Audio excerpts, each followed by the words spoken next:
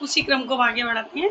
और अभी हमने देखा कि किस प्रकार से जैन साहित्य में रास काव्य परंपरा रही और हमने सबसे प्राचीनतम ग्रंथ अपभ्रंश में हिंदी में इन सब के बारे में जाना। अब इन्हीं के रचनाकारों के बारे में देखते हैं। तो सबसे पहले हम शालिभद्र सूरी के बारे में देखते हैं। शालिभद्र सूरी, ठीक है, शालिभद्र सूरी के बारे में देखते हैं, जिन्होंने हिंदी में प्रथम भारतीय रास काव्य की रचना की थी। तो शालिभद्र सूरी के इनके, ठीक है, सूरी के क्या है, बुद्धिरास का संग्रह करके, बुद्धिरास का संग्रह उनके शिष्य शिवी ने किया। बुद्धिरास का जो संग्रह है, ठीक है ना, बुद्धिरास का संग्रह किसने किया, उनके शिष्य शिवी ने किया। किसने किया, शिवी ने किया, ठीक है। शालिभद्र सूरी के बुद्धिरास का संग्रह, ये शालिभद्र सूरी का ग्रंथ है जिसका संग्रह उनके शिष्य शिवी ने किया, ठीक है। शालिभद्र सूरी का प्रसिद्ध ग्रंथ, जैसा कि हमने पहले आपको बताया था, शालिभद्र सूरी का, ठीक है, शालिभद्र सूरी का प्रसिद्ध ग्रंथ क्या है, प्रसिद्ध ग्रंथ, ठीक है, प्रसिद्ध ग्रंथ कौन सा था, भरतेश्वर बाहुबली रास, भरतेश्वर बाहुबली रास, ठीक है, ठीक है, बाहुबली रास, जिसका कि 1184 ईस्वी में माना जाता है। और ये हमने आपको बताया था, ये हिंदी का प्रथम जो था, प्रथम काव्य था जो भारतीय शालिभद्र सूरी द्वारा रचित, और इसका समय रहा है 1184 ईस्वी। तो आपको ध्यान रखना है कि शालिभद्र सूरी जो है, इनका सबसे प्रसिद्ध ग्रंथ कौन सा है, भरतेश्वर बाहुबली रास, ठीक है। ये 205 छंदों में रचित खंड काव्य है, ये 205, ठीक है, 205 छंदों में रचित, छंदों में रचित खंड काव्य है, ठीक है, खंड काव्य है। इनका संपादन मुनि जिन विजय ने किया, इसका संपादन मुनि जिन विजय ने किया, जिन विजय ने किया, ठीक है।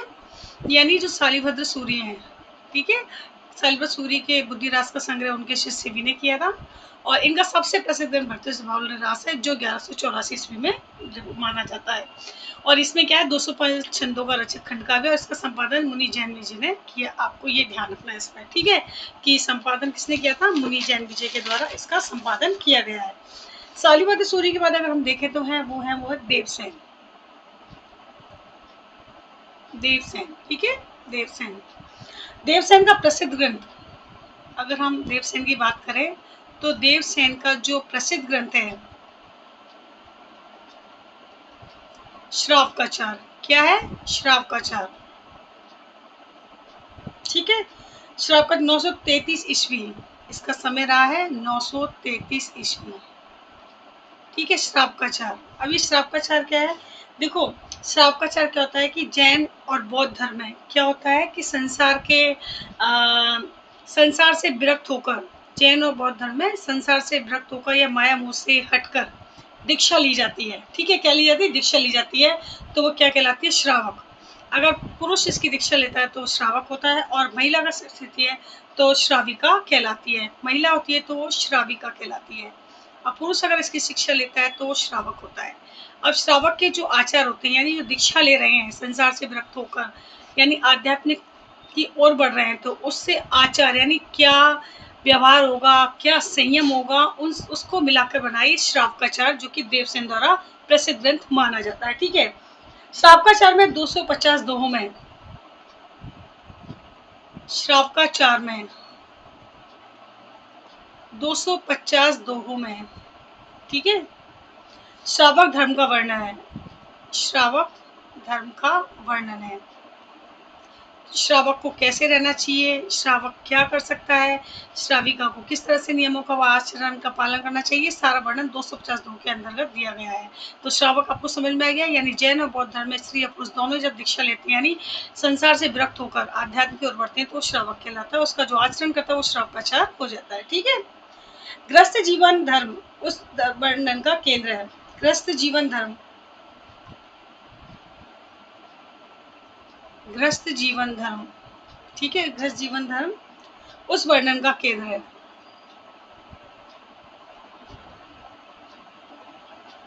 ठीक है। नया चक्र, एक इनका नया चक्र है, किसका, देवसेन का पहला नया चक्र। इसे लघु नया चक्र भी कहते हैं। क्या कहते हैं, लघु नया चक्र भी कहते हैं। ठीक है।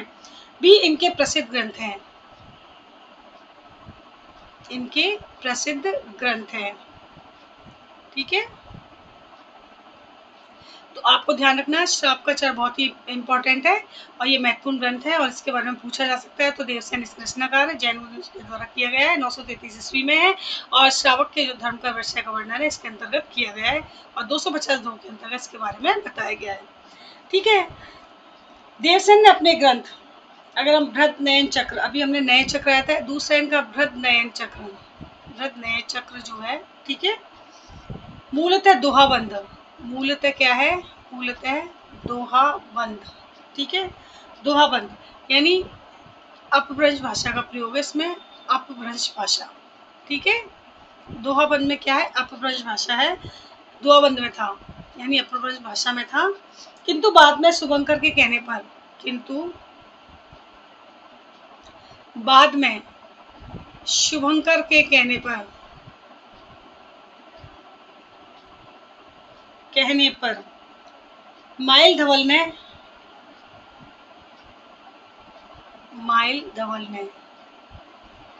माइल धवल ने इसे गाथाबंद,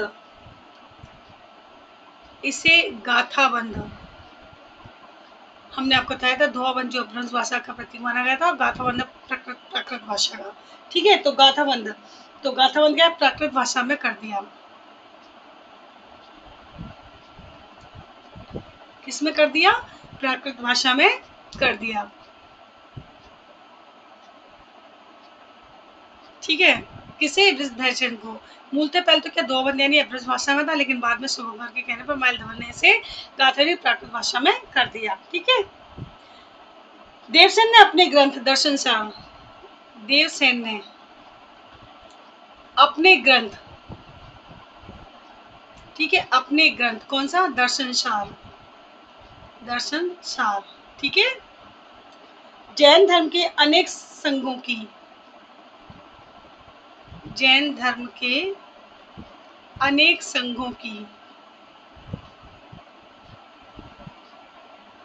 अनेक संघों की उत्पत्ति लिखी है।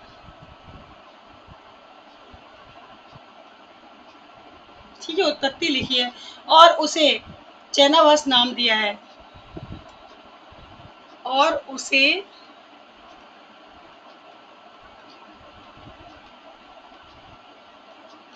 चैनावास नाम दिया है। ठीक है। यानी देवसेन ने क्या किया है, अपने ग्रंथ दर्शन सार में, किसमें, दर्शन सार में जैन धर्म के अनेक संघों की क्या की उत्पत्ति लिखी है और उस उत्पत्ति को जो लिखी है उसको जैनावास नाम दिया गया है। ठीक, किसने, देवसेन ने। ठीक है। अगर हम बात करें देवसेन के अन्य ग्रंथ, देवसेन के अन्य ग्रंथ, ठीक है, अन्य ग्रंथ आराधना सार, कौन कौन से, आराधना सार, ठीक है, आराधना सार, तत्व सार, ठीक है, तत्व सार, भाव संग्रह, ठीक है, भाव संग्रह, और सावयव धम्म दोहा, और सावयव धम्म दोहा, ये क्या इनके प्रमुख ग्रंथ माने गए हैं। आराधना सार, तत्व सार, भाव संग्रह, दोहा, ये सभी क्या है, इनके ग्रंथ माने गए। अब जो दूसरे कवि माने जाते हैं इसमें वो है हमारे आसगु कवि। कौन से है? आसगू कवि, आसगू कवि, ठीक है। आसगू कवि ने 2 ग्रंथ लिखे। कितने ग्रंथ लिखे इन्होंने? 2 ग्रंथ लिखे हैं आसगू कवि ने, ठीक है। चंदन बाला रास पहला कौन सा है? चंदन बाला रास, ठीक है, चंदन बाला। और जीव दया रास, और दूसरा कौन सा है? जीव दया रास,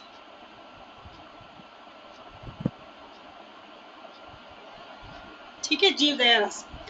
चंदन वाला रास का समय अगर माने हम, ये जो इनका ग्रंथ है आसगू कवि का चंदन वाला रास, ठीक है।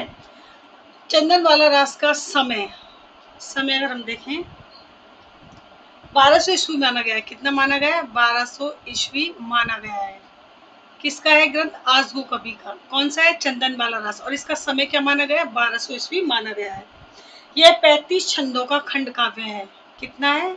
यह 35 छंदों का क्या है? खंड काव्य है। क्या है? 35 छंदों का खंड काव्य, ठीक है। ये हमारे आसगू कवि के बारे में, ठीक है। नेक्स्ट है हमारे विजय सेन सूरी। कौन से? विजय सेन सूरी, विजय सेन सूरी। इनका प्रसिद्ध ग्रंथ जो है रेवंती गिरिरास। कौन सा है इनका प्रसिद्ध ग्रंथ? इनका प्रसिद्ध ग्रंथ रेवंती गिरिरास,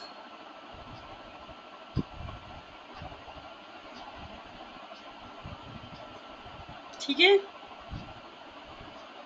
गलत हो गया है, रेवंत गिरिरास, रेवंती नहीं, रेवंत गिरिरास, ठीक है। किसका ग्रंथ है? विजय सेन सूरी का सबसे प्रसिद्ध है। और इसका समय 1231 ईस्वी माना गया है, ठीक है। कितना माना गया है? 1231 ईस्वी। इसमें जैन तीर्थ रेवंत गिरी, इसमें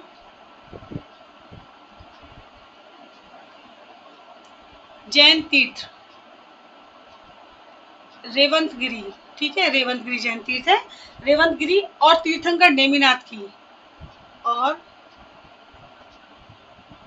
तीर्थंकर तीर्थंकर नेमिनाथ की प्रतिमा,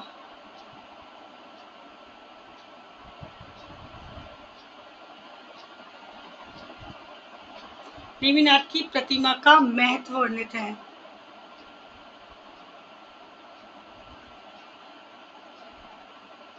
तो ये जो विजय सेन सूरी का ग्रंथ है रेवंत गिरी, ये एक 1231 लिखा गया है। और ये क्या है? जैन तीर्थ जो रेवंत गिरी है, और इनके जो तीर्थंकर नेमिनाथ की, इसमें इसकी प्रतिमा का महत्व का वर्णन किया गया, ठीक है। रेवंत गिरी में रेवंत गिरी रास की ही तरह, ये जो रेवंत गिरी है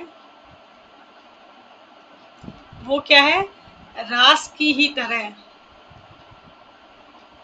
ठीक है, रास की ही तरह कवि पल्लन कृत। कौन है? कवि। कौन से? पल्लन, कवि पल्लन कृत, ठीक है। आबू रस, क्या है? आबू रस क्या है? रेवंत गिरी रास की ही तरह कवि पल्लन कृत आबू रस, जो कि 1232 ईस्वी में रचित है। 1232, 1231 में तो रेवंत गिरी है, और इसी की तरह पल्लन के द्वारा लिखा गया है वो क्या है? आबू रस है, जो 1232 ईस्वी में लिखा गया था। मैं प्रसिद्ध जैन तीर्थ में प्रसिद्ध जैन तीर्थ, ठीक है। क्या है? जैन तीर्थ आबू मंदिर का वर्णन मिलता है।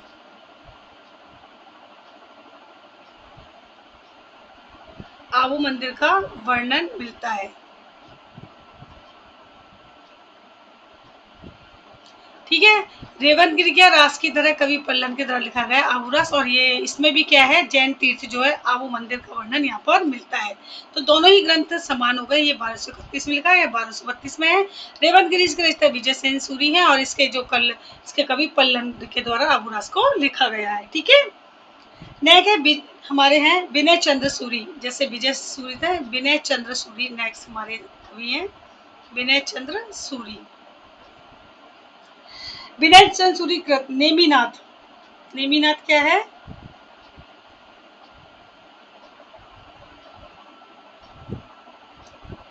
विजय सेन, इनका कौन सा है? विजय विनय चंद्र सूरी का विनय चंद्र, क्या है? विनय चंद्र, ठीक है। विनय चंद्र सूरी कृत, विनय किसने लिखा है? विनय चंद्र सूरी कृत। कौन सा है ये? नेमिनाथ। कौन सा है? नेमिनाथ, ठीक है, नेमिनाथ है। चौपाई छंद में, क्या है ये? किस में है? चौपाई छंद में, ठीक है। चौपाई छंद में विनय चंद्र सूरी ने लिखा है। चौपाई छंद में 12 मासा, 12 मासा, ठीक है। 12 मासा का आरंभ माना जाता है। 12 मासा वर्णन का, जो 12 मासा वर्णन है उसका वर्णन का आरंभ क्या माना जाता है? कौन सा माना जाता है? नेमिनाथ। और एक किसने लिखा है? विनय चंद्र सूरी ने। और किस में लिखा हुआ है? चौपाई छंद में। तो इन बातों को आपको ध्यान में रखना है, ठीक है। अब हम नेक्स्ट बात करते हैं। अब इसके बाद हम कुछ अन्य रास जो काव्य एवं कवि की देख लेते हैं। अभी तक हमने रास में शालिभद्र सूरी, विनय सूरी, जिनेन्द्र सिंह सूरी, इन सभी के बारे में हमने वर्णन किया, बताया आपको। अब कुछ ऐसे अन्य कवि हैं जिनसे संबंधित एग्जाम में प्रश्न आ जाते हैं, तो उसी बात को ध्यान में रखते हुए हम आपको बता रहे हैं अन्य रास काव्य एवं कवि।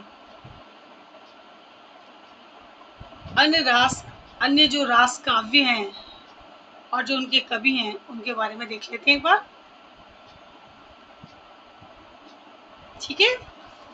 जैसे हम बात करें काव्य, ठीक है, काव्य देखिए कौन से हैं और इनके कवि कौन से, एक बार देख लेते हैं, ठीक है। काव्य और कवि के बारे में कौन से हैं? रास काव्य। तो जैसे स्थूली भद्र रास, कौन से हैं? स्थूली भद्र जो रास हैं, काव्य जो है, किसके द्वारा लिखा गया? जिन धर्म सूरी के द्वारा। किसके द्वारा? जिन धर्म सूरी, ठीक है, जिन धर्म सूरी। और ये जिन धाम से जाने जाते हैं, ठीक है। दूसरा हम देखें नेमिनाथ रास, जैसा कि हमने अभी वर्णन किया था नेमिनाथ रास का, ठीक है। नेमिनाथ रास जो ग्रंथ है वो लिखा गया था 1231 में। कब लिखा गया था? 1231 ईस्वी में, ठीक है। और इनके मुनि सुमति गण, मुनि सुमति गणी, मुनि सुमति गणी, ठीक है, ये है। नेक्स्ट ग्रंथ अगर हम काव्य देखें तो गय सुकुमार रास, कौन सा है? गय सुकुमार रास। और इसके रचयिता माने जाते हैं देलहन। कौन है? देलहन। और इसका समय माना जाता है 14वीं शती। कौन सा माना जाता है? 14वीं शताब्दी मतलब, ठीक है। नेक्स्ट हमारा है ग्रंथ पुराण सार। कौन सा है? पुराण सार। और ये चंद्रमुनि द्वारा, किसके द्वारा रचित है? चंद्रमुनि, ठीक है। और दूसरा हमारा योग सार। कौन सा है? योग सार। और इसके रचयिता हैं योग चंद्र मुनि। कौन है? योग चंद्र मुनि। तो ये क्या है? अन्य जैन रास काव्य हैं, जैसे कि बहुत सारे को हमने देख चुके थे, लेकिन कुछ और हैं जिनसे संबंधित प्रश्न आ सकता है। तो जैसा कि स्तुली भद्र रास जो किसके द्वारा लिखा गया है? जिनधन सूरी के द्वारा लिखा गया है। नेमिनाथ रास जो है मुनि सुमति गणी के द्वारा है। गय सुकुमार रास जो देलहन है जो 14वीं सदी में लिखा गया है।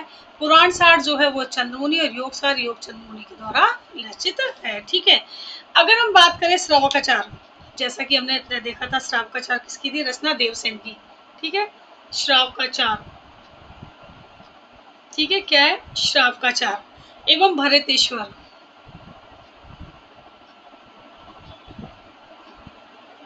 एवं भरतेश्वर। बाहुबली रास, भरतेश्वर बाहुबली रास, ठीक है। की तुलना में, की तुलना में, ठीक है, तुलना में चंदन बालासार, चंदन बाला सार जो कि अभी हमने पढ़ी थी, किसकी रचना थी? चंदन बाला सार। ये हमारी रचना थी आस्कू कवि की, ठीक है, चंदन बाला सार। स्थूली भद्र रास, जैसा कि ऊपर लिखा हुआ जिनधन सूरी के द्वारा रचित है। स्थूली भद्र रास, ठीक है। नेक्स्ट जो है रेवंत गिरी रास, रेवंत गिरी रास, ठीक है। एवं नेमिनाथ रास की, एवं नेमिनाथ नेमिनाथ रास, ठीक है, ये भी ग्रंथ है जो किसके द्वारा लिखा गया, मुनि सुमति द्वारा, रास, ठीक है। इनकी की भाषा, ये जो हमने ग्रंथ लगे इनकी भाषा क्या है, प्राकृत की रूढ़ियां, क्या है, रूढ़ियां, प्राकृत की रूढ़ियां क्या है, अपभ्रंश के प्रभाव, अपभ्रंश के प्रभाव, प्राकृत की रूढ़ियों का मतलब क्या है, अपभ्रंश के प्रभाव, ठीक है, से बहुत कुछ मुक्त है।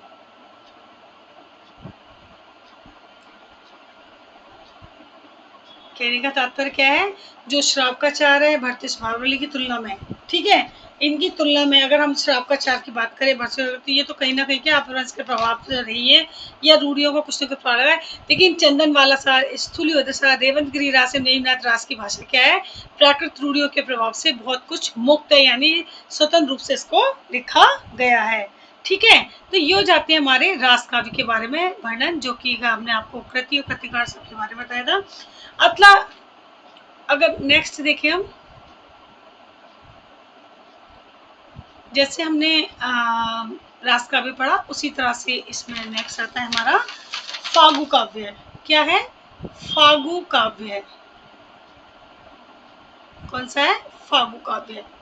ये जो फागु काव्य है, जैसा कि नाम से दर्जा फागुन, फागोत्सव जो हम मनाते हैं वर्तमान समय में, तो उसी से संबंधित है।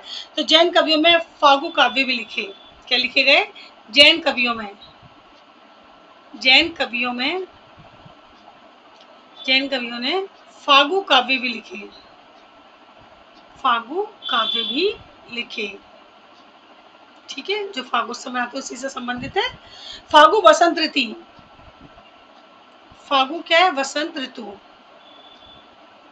फागु वसंत ऋतु, ठीक है, वसंत ऋतु, होली के अवसर पर गाए जाना, होली होती है, वसंत ऋतु है, होली के अवसर पर, ठीक है, होली के अवसर पर गाया जाने वाला मादक गीत होता है, गाया जाने वाला क्या होता है, मादक गीत होता है। मादक क्या होता है, जो मन को हर ले, जो मन को या चित्त को प्रसन्न कर दे, वो मादक गीत कहलाता है। मादक का अधिकार, यानी हम जब मंत्र मुग्ध हो जाते हैं तो ऐसा गीत है, ऐसा संगीत है, तो क्या होता है, मादक गीत कहलाता है। तो जैन कवियों में भी इन्होंने भी फागु लिखे, और इसने जैसा कि फागु वसंत ऋतु, होली के अवसर पर गाए जाने वाला गीत होता है, ठीक है। सर्वाधिक प्राचीनतम फागु ग्रंथ, सर्वाधिक प्राचीनतम जो फागु ग्रंथ है, ठीक है, कौन सा है, जिनचंद्र सूरीकृत, जिनचंद्र सूरीकृत, जिनचंद्र सूरी ने कौन सा लिखा है, जिनभद्र सूरी फागु, कौन सा लिखा है, जिनभद्र सूरी, जिनभद्र सूरी फागु लिखा गया है, ठीक है, किसने लिखा है, जिनचंद्र सूरी के द्वारा फागु, ठीक है, जो कौन से समय लिखा गया, 1284 ईस्वी का समय माना जाता है, ठीक है, को माना जाता है।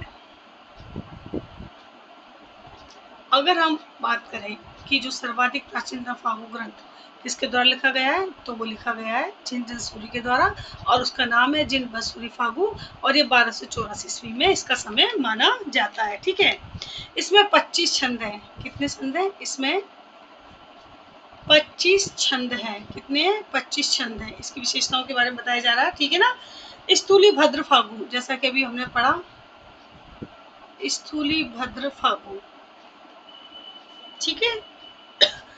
इस काव्य परंपरा का, स्थूली भद्र फागु को, इस काव्य परंपरा का, कौन सी फागु परंपरा का, जैसे अभी हमने रास परंपरा पढ़ी, ऐसी फागु परंपरा है, तो इसको स्थूली भद्र फागु, इस काव्य परंपरा का क्या है, सर्वाधिक सुंदर ग्रंथ माना गया है, सर्वाधिक सुंदर ग्रंथ माना गया है,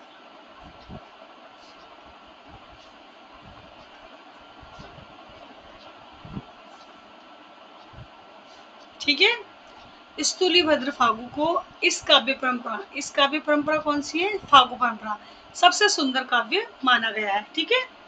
विरह देवाश्री फागु, एक और है विरह देवाश्री फागु,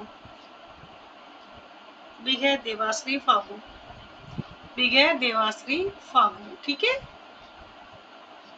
वह श्री नेमिनाथ फागू, वह श्री नेमिनाथ फागू, ठीक है। नेमिनाथ फागू, ये दोनों ही ग्रंथ हैं, ठीक है। नेमिनाथ फागू जो राजशेखर सूरी ने लिखा है, किसने? राजशेखर सूरी, ठीक है। इसी परंपरा के अन्य चर्चित ग्रंथ हैं, इसी परंपरा के अन्य चर्चित ग्रंथ हैं जो किस प्रकार हैं, जैसे कि है वसंत विलास। कौन सी है? वसंत विलास, ठीक है। वसंत विलास है, वसंत विलास फागू जो फागू परंपरा में लिखे गए हैं, जैसा कि उन्होंने बताया, ठीक है। धर्मेतर फागू ग्रंथ है, धर्मेतर फागू ग्रंथ है। आप समझो क्या कहना चाह रहे हैं कि जो स्त्रीभद्र फागू है, इसे क्या माना गया है? ये फागू जो परंपरा का है सर्वाधिक सुंदर ग्रंथ माना गया है। विजय देवाश्री फागू और श्री नेमिनाथ फागू क्या है? इसी परंपरा के अन्य चर्चित ग्रंथ है। कौन सी परंपरा के? फागू परंपरा के। विजय देवाश्री और नेमिनाथ, जिसके रचयिता कौन है? राजशेखर सूरी। साथ ही वसंत विलास फागू धर्मेतर फागू ग्रंथ है, धर्म से हटकर, धर्म से भिन्न क्या है? फागू ग्रंथ माना गया है, ठीक है। अब फागू ग्रंथ के बाद हम पढ़ेंगे रासो साहित्य। क्या पढ़ेंगे हम? रासो साहित्य, रासो साहित्य, ठीक है। रासो साहित्य क्या है? देखो, रासो के संदर्भ में अलग अलग मत रहे हैं, ठीक है। तो सबसे पहले हम इसके विषय में जान लेते हैं। रासो काव्य दो रूप में मिलता है। रासो काव्य पहले क्या है देखते हैं। रासो काव्य दो रूप में मिलता है। देखो, जैसे फागू वसंत से पढ़ा था, इसी प्रकार से जो रासो ग्रंथ है, ये भी क्या है?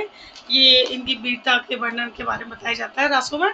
तो रासो काव्य जो है दो रूप में मिलता है, दो रूप में मिलता है रासो काव्य, ठीक है। अगर प्रबंध व वीर गति किस किस में मिलता है? प्रबंध, प्रबंध काव्य के रूप में। वह क्या? वीर गीत के बारे में, जिसे अंग्रेजी में क्या कहते हैं? वीर गीत को इसे कहा जाता है ब्लेड्स। क्या कहा जाता है? ब्लेड्स, ठीक है। अंग्रेजी में कहा जाता है, ठीक है। प्रबंध का सर्वोत्तम ग्रंथ खुमान रासो है। अगर हम प्रबंध दो तरह के माने गए हैं रासो, पहला प्रबंध और एक वीर गीत। अगर प्रबंध की हम बात करते हैं, ठीक है, तो प्रबंध का सर्वप्रथम ग्रंथ, प्रबंध का सर्वप्रथम ग्रंथ, ठीक है। प्रबंध का सर्वप्रथम ग्रंथ क्या था? खुमान रासो। क्या था? खुमान रासो। देखो, रासो ग्रंथ में क्या है? राजा महाराजों की वीरता का वर्णन किया जाता था आश्रयदाताओं के द्वारा, ठीक है ना, ठीक है। जैसे हम कहते हैं कि रासो ग्रंथ जो है आपके, अगर हम रासो की बात करें तो कुमार रासो आ जाता है, जैसे विजय रासो, बीसल देव रासो, पृथ्वी रासो, ठीक है। सभी ग्रंथ क्या है? ये रासो ग्रंथ है, ठीक है। तो पहला प्रबंध और दूसरा वीर गीत। तो प्रबंध का सर्वप्रथम ग्रंथ कौन सा माना गया है? कुमार रासो माना गया है, ठीक है। वीर गीत व वीर काव्य परंपरा का। अब हम वीर गीत, वीर गीत, ठीक है भाई। वीर काव्य परंपरा का, वीर काव्य परंपरा का,